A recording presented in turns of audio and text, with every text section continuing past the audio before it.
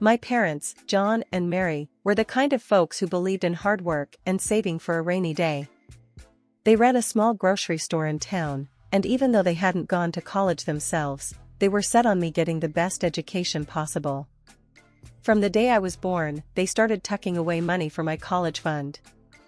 "I want more for you, Kimberly," Dad would say every night at dinner, his eyes serious but kind. "You're gonna be someone who makes a difference, you watch." Mom always nodded, wiping her hands on her apron. "That's right. You're gonna do great things, honey. Just you wait and see." They had me convinced, and I worked my tail off at school. When I got the acceptance letter from the prestigious College for Investment Management, you bet the whole town heard about it. There was a big party at our house, and everyone came by to congratulate me and wish me luck. College was a whole new world. It wasn't just the classes and the books, it was the people I met. One of them was Jason. I first saw him in the library, struggling with his finance homework. He was a couple of years ahead of me, tall, with a mop of unruly hair that always fell into his eyes. "Hey, need a hand?" I offered, after watching him scribble and erase the same problem for the 10th time. He looked up, startled, then grinned. "Could use one, yeah. This stuff's kicking my butt." I sat down, and we spent the next hour going through his assignment. He was smart, but a bit lazy, always looking for shortcuts. We became fast friends, and I ended up tutoring him for the rest of the semester. Our friendship turned into something more at a party towards the end of my first year. We were both a little drunk, and he kissed me under the starry sky. It was spontaneous, but it felt right. After graduation, we decided to get married. It was a modest ceremony, just close friends and family in my parents' backyard. I wore a simple white dress, and he wore a clean shirt and jeans. It was perfect for us. Life after the wedding felt like a fairy tale for a while. I landed a great job right out of college, thanks to my degree and a bit of luck. Jason had a tougher time finding something in his field, but eventually, he got hired at a smaller company. The pay wasn't much, but it didn't bother me. I was just happy we were starting our lives together, building our future. Life had a funny way of rolling on, and while my career was hitting high notes left and right, Jason seemed content just to coast. I wasn't bothered by the fact I was the main breadwinner. Heck, my job paid well, and I was good at it. I took care of the rent, groceries, and bills, and even splurged on nice things for Jason like the latest smartphone or those designer jeans he wouldn't stop buying. One lazy Sunday morning, I was flipping pancakes in the kitchen, the smell of coffee brewing in the background, when I broached a topic that had been on my mind for weeks. Jason was slouched at the table, scrolling through his phone, looking every bit the picture of relaxation. "Hey, babe, didn't you mention there's an opening in your department? Something about a project lead?" I asked, trying to sound casual as I placed a plate of pancakes in front of him. Jason looked up, a slight frown creasing his brow as he put his phone down. "Yeah, there is. But, nah, I didn't go for it." Surprised, I leaned against the counter, wiping my hands on a dish towel. "Why not? Sounds like a great opportunity to step up. More money, too." He shrugged, pouring syrup over his pancakes. "More money, yeah, but more headaches too. I'm fine where I am, Kim. Why hustle more when I don't have to?" I paused, trying to digest his words. "But don't you want more from your job? I mean, we could use the extra cash, start saving up for a house or something." Jason took a bite of his pancake, chewing slowly. "Look, Kim, I get that you're all about climbing up and stuff. But I'm okay here. Don't need the extra stress. I'm good." I nodded, although reluctantly. We ate the rest of our breakfast in silence, the weight of the conversation hanging between us. It wasn't just about the job, it was about our different views on ambition and growth. While I thrived on challenges, Jason was content with the status quo, and that troubled me more than I wanted to admit. One evening, I came home to find Jason sprawled on the sofa, game controller in hand. The living room was a mess, dishes piled up, and takeout boxes on the table. "Jason, can we talk?" I asked, the day's frustrations bubbling up. He paused his game, looking up with a sigh. Yeah, what's up? I gestured around the room. This. All of this. I've been at work all day, and I come back to this. And it feels like you're just not trying anymore, not here, not at your job. Jason put the controller down, his expression defensive. What do you want from me, Kim? I do my job, I pay my part of the bills. What more do you want? It's not about the bills, Jason. It's about us, our future. Don't you want more? Don't you want to grow, to build something together? My voice was rising, a mix of anger and desperation. He stood up, facing me. I am who I am, Kim. I'm not you. I don't need to be some big shot to be happy. Why can't you just accept that? The question hung in the air, heavy and harsh. I looked at him, really looked, and saw a man who was completely different from the ambitious student I once tutored. Somewhere along the line, our dreams had diverged, and I wasn't sure how to bridge that gap. The day the financial crisis hit was like any other. I was at my desk early, coffee in hand, ready to tackle the day's challenges, when whispers started buzzing around the office. By mid-morning, those whispers turned into full-blown panic.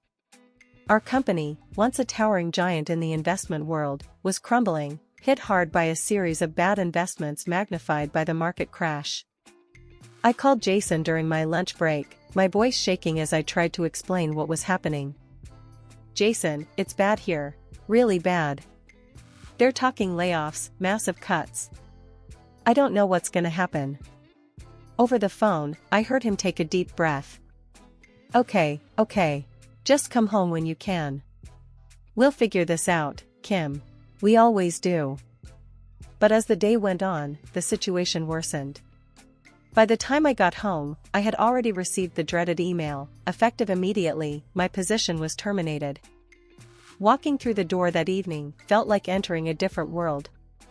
Jason was in the kitchen, trying to make dinner, a rare occurrence. The smell of burnt garlic filled the air. He looked up, his expression anxious. So? What's the word? I dropped my bag and sank into a chair. I'm out. They let me go, Jace. Just like that. The pan clattered as he turned off the burner, coming over to sit next to me. But maybe it's not as bad as you think. You've got skills, Kim. Someone will snap you up in no time. But as weeks turned into months, his reassurances felt hollow. I sent out resumes, went to interviews, but nothing stuck. The feedback was always the same, overqualified, or not the right fit, or, the worst, doubts about hiring someone from a failed company. One evening, after yet another unsuccessful interview, I came home to find Jason on the couch, paperwork spread around him. He looked up as I walked in. Any luck today? He asked, trying to keep his voice light. I shook my head, tossing my keys on the table. Nothing. They don't want someone from a bankrupt firm. It's like I'm tainted or something. Jason pulled me down next to him, wrapping an arm around my shoulders. It's just a rough patch, Kim. You'll see, this will pass. The following weeks were tough. We pinched pennies, skipped meals, sold off things we didn't need. Jason tried to stay positive, but I could see the strain on his face, hear the worry in his voice when he thought I was asleep. One night, as we sat in the dark, saving on electricity, Jason broke the silence. Maybe I should look for another job. Something that pays better. That night, we made plans. Jason would start looking for additional work, anything that could help. And I would keep trying, keep pushing, sending out more resumes, reaching out to contacts, anything to get back on track. Months had dragged, I'd been ready to take any job that came my way, even pondering over positions that were a far cry from my field, like working retail or waiting tables. But Jason, well, he didn't budge. He never found a second job, and to be honest, he didn't even look for it, his promise remained only words. One chilly evening, I came home, my feet sore from pounding the pavement, looking for work. The apartment was quiet, too quiet. That's when I noticed Jason sitting at the kitchen table, papers strewn about. He didn't look up as I dropped my keys on the counter. "Any luck today?" His voice was flat, almost indifferent. I sighed, pulling off my coat. "No, nothing. How about you? Did you look into that part-time job you mentioned last week?" Jason scoffed, a bitter laugh escaping him. "Why should I bust my ass when you can't even land a simple job?" His words stung, a slap to my face. "I'm trying, Jason. You know how tough it is out there. I've applied everywhere, even places I'm way overqualified for." "Yeah, right. Overqualified." He rolled his eyes, pushing the papers toward me. "Look, Kimberly, I'm not gonna sugarcoat it. I'm done footing the bill while you play job seeker. It's draining my accounts. You're turning into a real parasite, you know that?" I froze, his words slicing through me. "Parasite? After all those years I supported us? Are you kidding me, Jason?" He stood up, his chair scraping against the floor. "I'm dead serious. I can't bankroll your life anymore. I'm not wasting my money on this, on us." Before I could respond, the door swung open, and in walked a woman I'd never seen before. She was younger, maybe too young, with a smug look plastered on her face as she clung to Jason's arm. "Who is this?" I asked, my voice trembling. Jason grinned, a cruel twist to his lips. "Meet Lila. She's the future Mrs. Jason.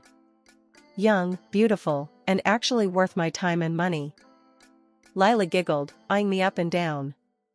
"Oh, Jason, stop. You're going to make the poor thing feel worse." The room spun as their laughter echoed off the walls.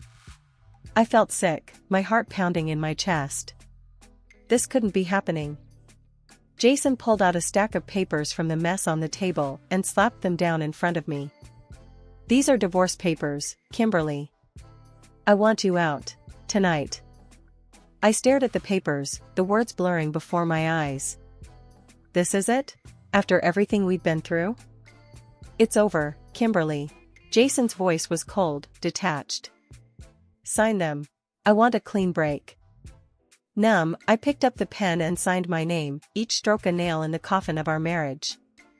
Lila whispered something in Jason's ear, and they both laughed again, a sound so harsh it could cut glass. Without another word, I grabbed a suitcase, threw in some essentials, and left the apartment. The cold evening air bit at my face as I walked, no destination in mind, just away. Away from the betrayal, the hurt, the life I thought we had built together. It wasn't long before the hunger I had ignored during my dazed wandering made itself known, gnawing at my insides. There was an Italian restaurant at the ground floor of an apartment building nearby, a place I'd frequented enough to know the menu by heart. Pushing the door open, I was greeted by the warm, inviting smell of garlic and tomatoes, a stark contrast to the chill of betrayal outside. As I slid into my usual booth, Maria, the owner and a woman I'd come to admire for her fiery spirit and sharp business sense, approached with a concerned look on her face. Maria wasn't just any restaurant owner, she was someone who had turned a small diner into one of the busiest spots in the neighborhood. "What's wrong, dear?" Maria asked, her voice laced with genuine concern as she handed me the menu. I tried to muster a smile, but failed miserably. "Oh, it's nothing, Maria. Just a rough day." Maria sat down opposite me, her eyes sharp. "You look like you've lost your last friend, Kimberly. Talk to me." The floodgates opened. Before I knew it, I was pouring out everything, the job loss, Jason's betrayal, the divorce. It all spilled out in a messy torrent of words and emotions. Maria listened silently, her expression turning from concern to something fiercer as I recounted the details. When I finished, she reached across the table, squeezing my hand. "This Jason is a fool," she said bluntly. "And you, my girl, are better off without such a man." I wiped away a tear that had managed to escape. "I guess so. But what do I do now, Maria? I've got no job, barely any money, and nowhere to live." Maria tapped her fingers on the table, her gaze thoughtful. "You know, I've been looking for a manager for this place. Someone who understands hard work and has a head for business. Someone like you. I blinked, surprised. Me? Manage a restaurant? Yes, you. Maria affirmed with a nod. I've seen how you handle yourself, your attention to detail. You're perfect for the job. And about a place to live. She paused, giving me a sly smile. I own this building. There's a small apartment upstairs. It's yours if you want it, half the usual rent, if you take the job. The offer was more than generous, it was a lifeline. Maria, I don't know what to say. Thank you. Yes, I'll take it. Thank you so much. That night, as I ate a plate of the best spaghetti I'd ever had, I felt a weight lift off my shoulders. For the first time in months, there was a spark of hope. The food tasted like a promise, each bite reaffirming that maybe, just maybe, I could start over and rebuild something even better than before. Managing Maria's restaurant turned out to be more than just a job, it was a crash course in resilience and creativity. The work was tough, sure, and the long hours often left me drained, but every challenge was a chance to prove myself. I threw myself into every aspect of the business, from tweaking the menu to optimizing our supply chain. But where I really made my mark was in marketing. I had a knack for it, dreaming up wild promotions and viral social media campaigns that had people lining up down the block. One of my ideas was to create theme nights based on different regions of Italy. We'd feature special dishes and pair them with the perfect wines. It wasn't long before our Taste of Tuscany nights were booked solid weeks in advance. I also started shooting behind-the-scenes videos in the kitchen, showing the care and passion that went into our dishes. These clips did wonders, pulling in a crowd that was eager to experience the magic for themselves. After a couple of years, the restaurant wasn't just surviving, it was thriving.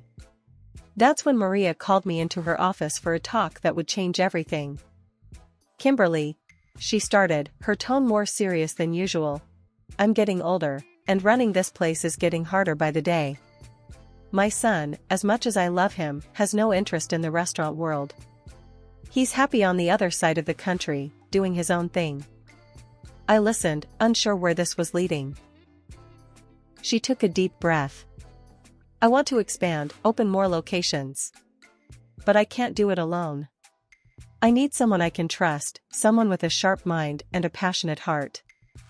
I felt my pulse quicken, sensing what was coming. I want you to be my partner, Kimberly. Not just a manager, but a half-owner of what I hope will be a whole chain of our restaurants.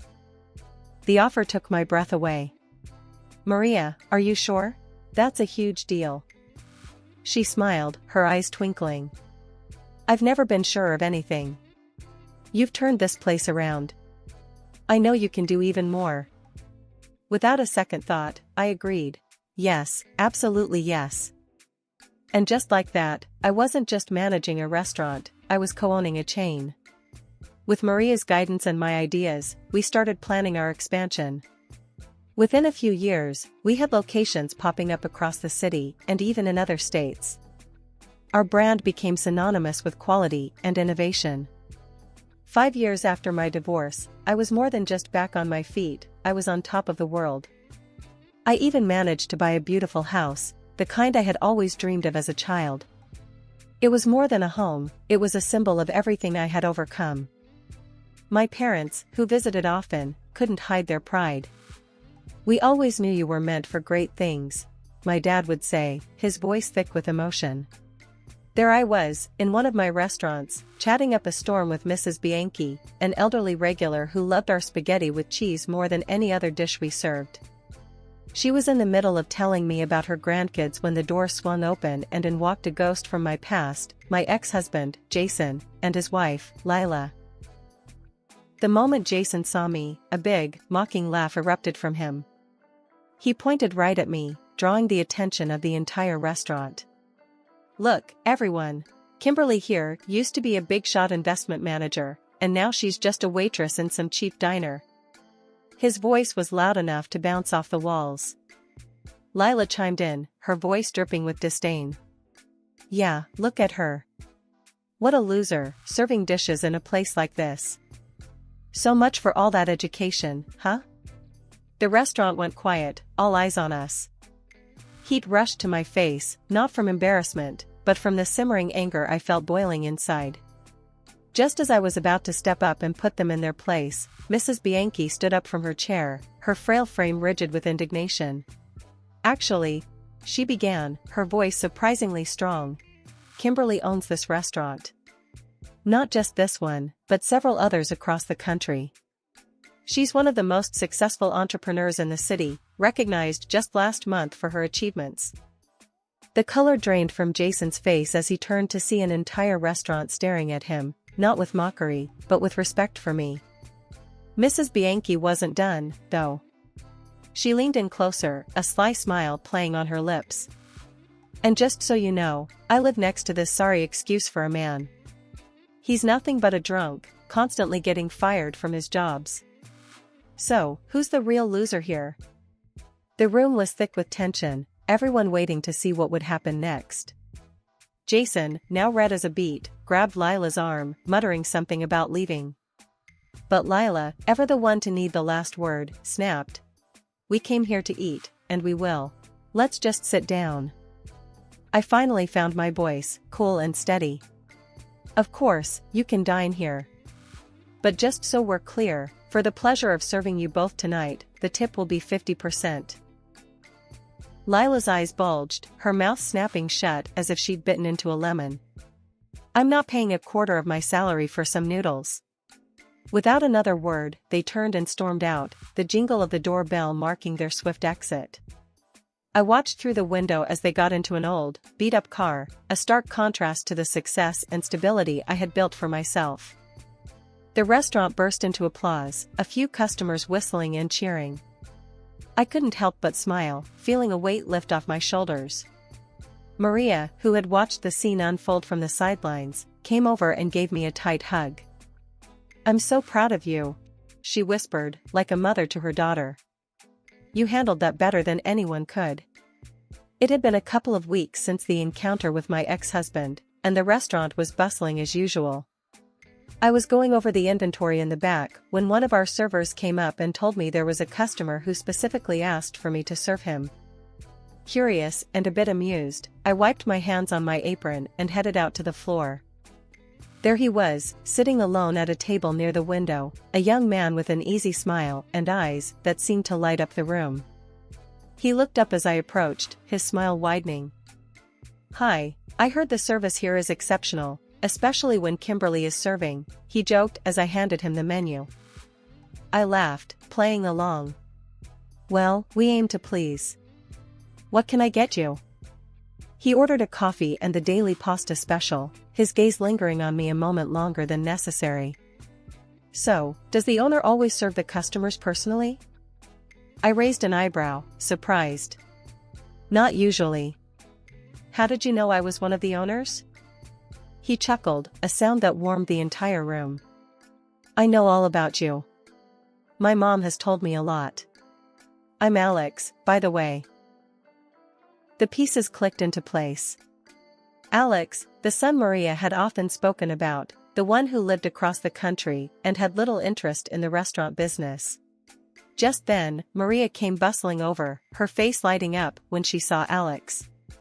She threw her arms around him, then turned to me with a mischievous twinkle in her eye. "Kimberly, isn't my son just handsome? I keep telling him he should visit more often." We chatted for a bit, the conversation easy and flowing. Alex was charming and funny, and I found myself enjoying his company more than I expected. As the evening drew on, he helped me close up the restaurant, insisting on learning the ropes. "Maybe I should get involved with the family business after all," he joked as he wiped down tables. Maria, who had been watching us with a keen eye, seemed pleased. "You two make a good team," she commented as we locked up. Over the next few weeks, Alex became a regular fixture in my life. We went out a few times, and each date was better than the last. He was thoughtful, always bringing flowers or a new book he thought I'd like. It wasn't long before our casual outings turned into something more. One evening, as Alex and I closed the restaurant together, he stopped me by the door. Kimberly, these past weeks with you have been amazing. I know this might be fast, but I think I'm falling for you. I looked into his eyes, seeing the sincerity there. I'm falling too, Alex. He smiled, his relief palpable, and pulled me into a kiss right there in the doorway of the restaurant we both had grown to love. It was a perfect moment, simple yet profound.